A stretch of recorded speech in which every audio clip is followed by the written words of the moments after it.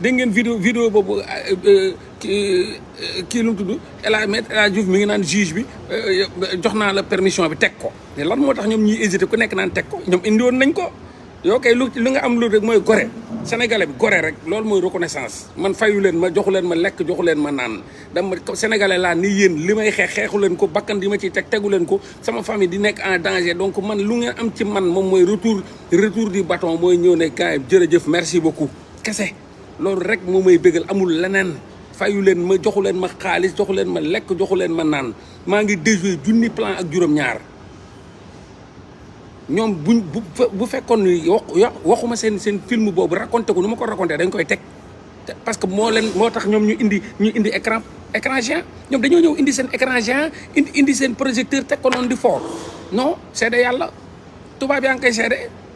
ngeen foog ni ñoom dañoo ñëw indi seen écran géant indi seen projecteur teg ko fa pour caaxaan ba El Hadj Diouf ne yoruma ba pare toogaat ne procureur bi teg ko mun nga ko teg léegi jox naa la ko lan moo tax man maa déjoué seen plan maa raconté film bi lépp comme ni ma leen raconté li war a am ngeen gis ko buñ tegoon film bi noonu ngeen koy gisee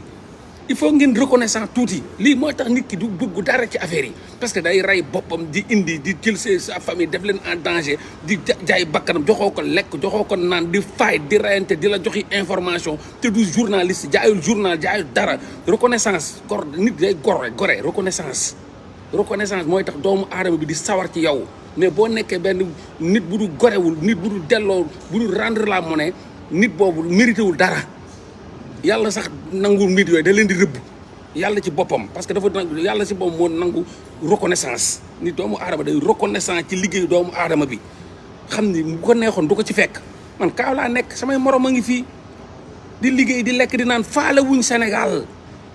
kenn du ci génn di tayle sa bakkan ndax Sénégal kenn amul kenn ku nekk kaaw bitim réew fii kuñ song këram taal ko amul kon ñoom ñi ngi calculer ñi ngi xeex di calculer pour buñ taal seen kër baay yi pour buñ taal seen kër yaay yi kon ni ñu toogee ci kaaw bi di calculer seen dund di calculer seen dund baay yi di calculer seen dund ndey ba di xool nu ñu ko defaree nu mu gën a rafetee wala di liggéey di yónnee seen kër yi ne Sénégal jarul leen tey reyante ba tayle seen i njaboot bu ma neexoon def comme ñoom te duñ kenn du ci mun dara toog fu ma toog di lekk ba suur di naan ba màndi di wax ju yomb di wax joo xam ne duñ may àqal dara wala di jaay sama ngor je le fais pas defuma ko je me bats pour ce pays là parce que man maa leen gën a bëgg Sénégal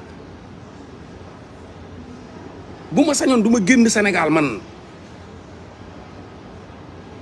bu ma sañoon Sénégal laay dee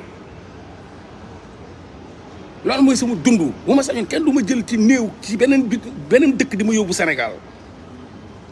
kon l'amour pour ma patrie moo tax may def li may def nii xaaruma ci kenn loolu mooy gor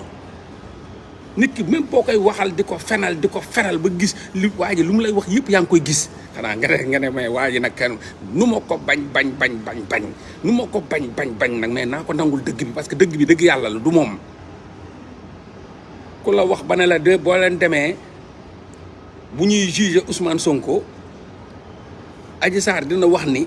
Ousmane Sonko da ko doon laalee taatu ginnaaw da ko doon laalee ginnaaw ba Ousmane Sonko da doon bëgg bu ko dugalee ginnaaw sodomiser ko bu génnee mu am ay déchets mais kooku détail boobu dafa yomb détail boobu dafa doy waar moom ngeen dem déggu Adji Sarr di wax même chose ñu bind ko ci journaux yi mais loolu woon wax naa leen ko kañ laa leen ko wax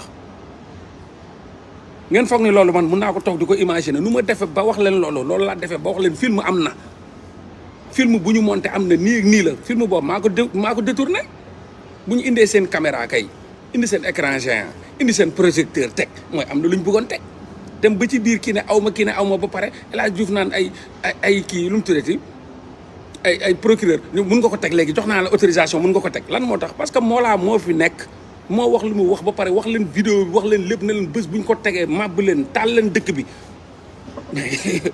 mun nañ def loo xam ne mun nañ def seen projet te loolu du ci nekk kay voilà loolu day dévoiler lépp parce que ba dañ koy teg rek gars yi yuuxu dëkk ba tàkk moo tax teguñu ko donc loolu kay bu Sonko toogee ne Mollah Morgun moo def moo lii man au moins am na ay bomb yu may désamorcé am na seen i bomb yoo xam ne maa ngi koy désamorcé bëri na ñoom bomb bu ñu teg ma désamorcé ko léegi film boobu lu tax teguñu ko kan moo nan lañ ma koy laajee man kay félicitation la vérité nan lañ ma koy laajee El Hadj Diouf ngay dem laaj lan moo tax tegu leen film bi procureur bi ngay laaj lan moo tax tegu leen film bi lan moo tax ngeen indi fi écran géant indi fi projecteur tegu leen ko loolu man kenn mënu ma ko ku ma ko posé tooñ ma di man kay loolu moo laa jërëjëf